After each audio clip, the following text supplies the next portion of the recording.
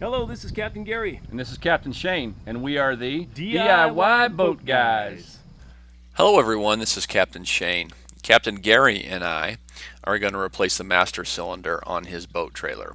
He has a UFP A-60 Trailer Buddy surge brake actuator that we're going to replace the master cylinder on. So here's a picture of the actuator.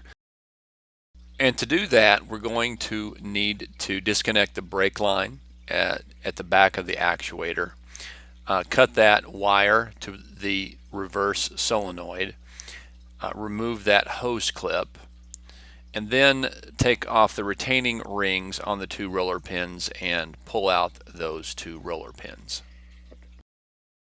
If we take a closer look here, you can see that hose clip that'll need to be removed, that brake line that will need to be disconnected, and that wire to the reverse solenoid that will need to be cut. We've already cut that wire. Here we are removing the clip, and then we disconnected the brake line.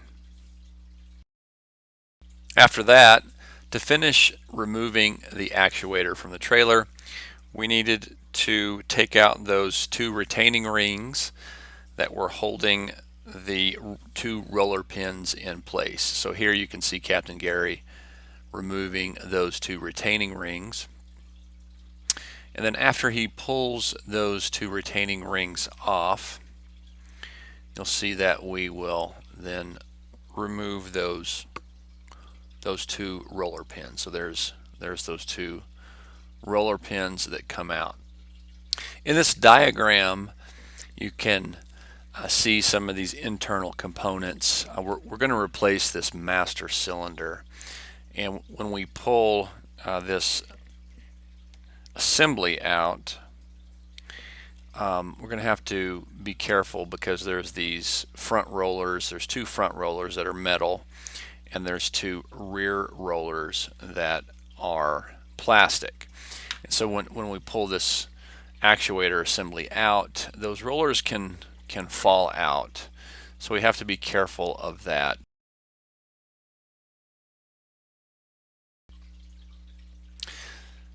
So you can see that Captain Gary is just being careful, the rear of the actuator, that the disconnected brake line clears everything. He's going to be careful that those front and rear roller pins don't fall out. Here the brake actuator is upside down. Those rear rollers, those plastic rear rollers, have come out, and you can see them sitting there on the table. You can see the new master cylinder there, and the old master cylinder Gary's about to remove from the brake actuator.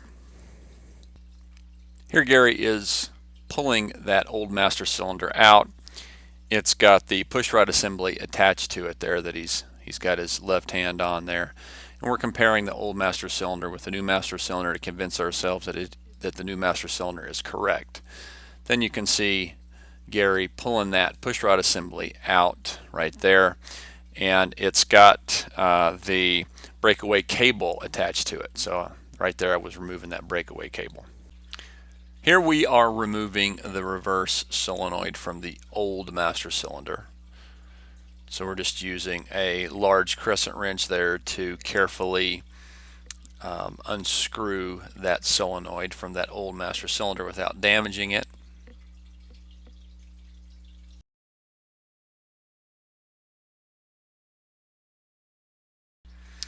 Next, we need to remove the shock absorber from the old master cylinder.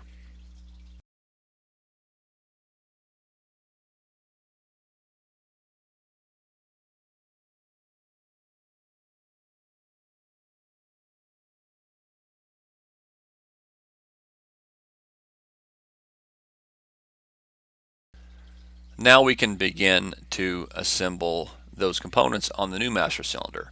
Here we are putting the shock absorber on that new master cylinder.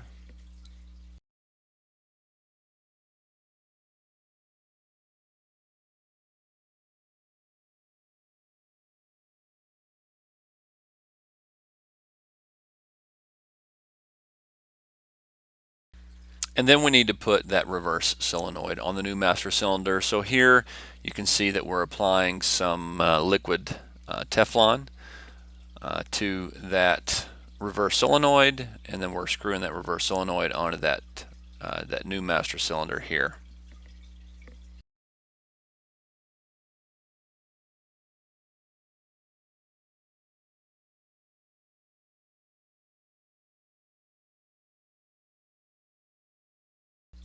There's a drain tube that connects the reverse solenoid to the master cylinder. So here we are connecting that drain tube.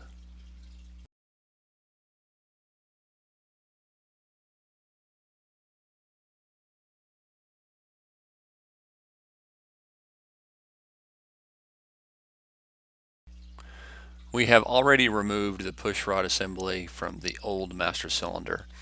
We decided to apply a little bit of marine grease to that push rod here, and then we are putting that push rod assembly into the new master cylinder. It's got a rubber boot around it, and so here we are making sure and being careful to make sure that that rubber boot is in place. Now comes the tough part of putting that master cylinder and push rod assembly into the brake actuator itself.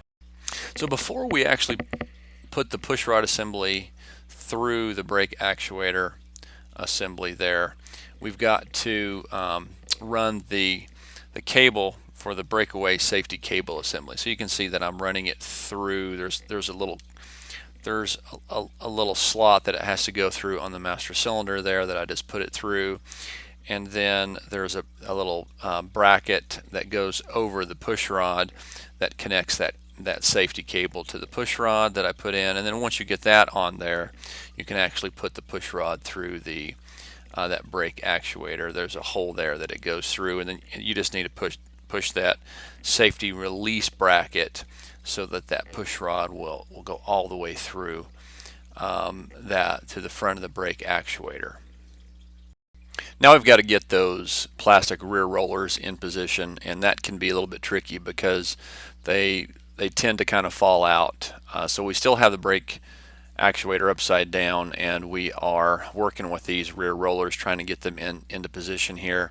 And then once you get them into position, you've kind of got to hold them in place, or as you can see there, they'll literally roll out and roll away from you. So you kind of carefully get these in position.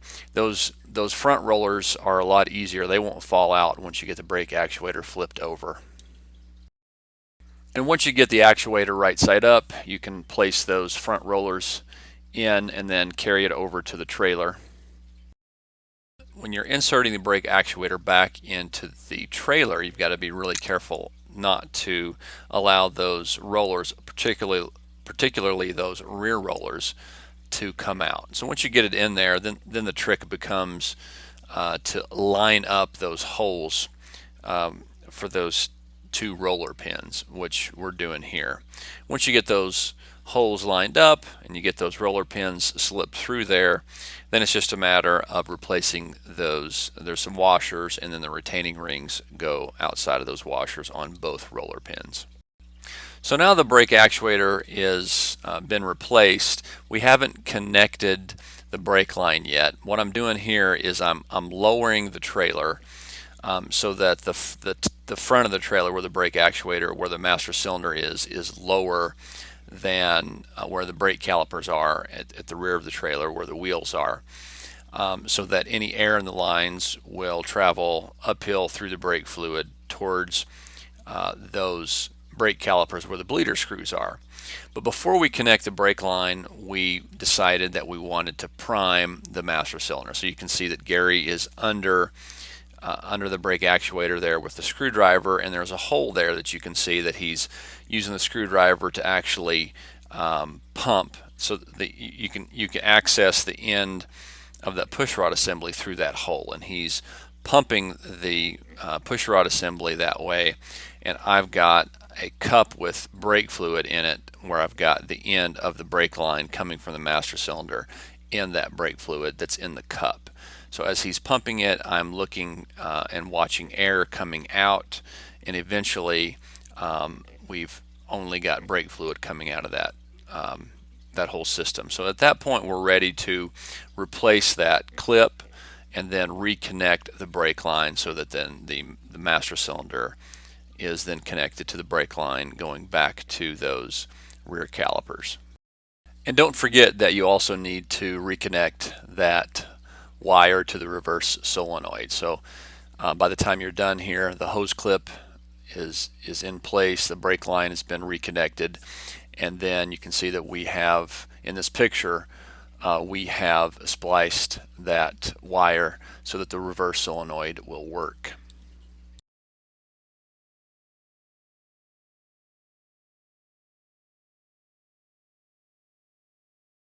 Now the only thing left to do is to bleed the brakes, bleed all the air out of that system. So you can see here Gary's using that screwdriver and pumping the master cylinder there using the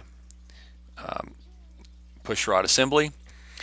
And after he pressurizes the system, I'm in the back with the bleeder screws. When I release the bleeder screws, you can see air and a little bit of fluid squirting out of those bleeder screws as we bleed those brakes. And we do that over and over on both sides until nothing but nice clean fluid comes out with no air. So we repeat that again on both wheels, both calipers, until no air comes out.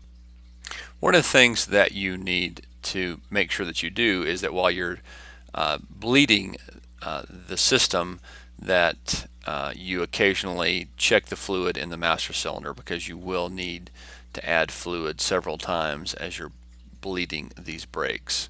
If you don't do that, then you're going to get air back in the line when the fluid level in the master cylinder gets low enough.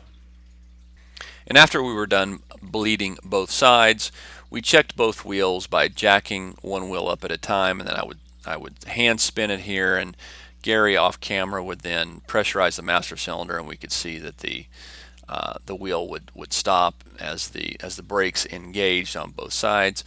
And then it was time for a little test drive here. And I'm happy to report that everything worked perfectly. To a very successful day. Let's do a salute. To the greatest night of my life that I spent in the arms of another man's wife. My mother, come on, where's your mind? To our mothers. To our mothers.